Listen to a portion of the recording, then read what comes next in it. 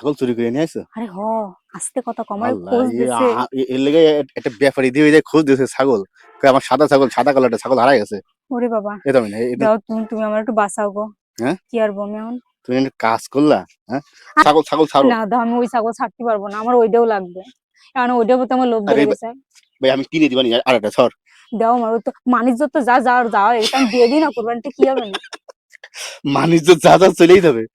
তুমি গেছে না ভাই এই, শোনো শোনো শোনো, আল্লাহর রাস্তে গো, তুমি আমার কাছে যাইও না।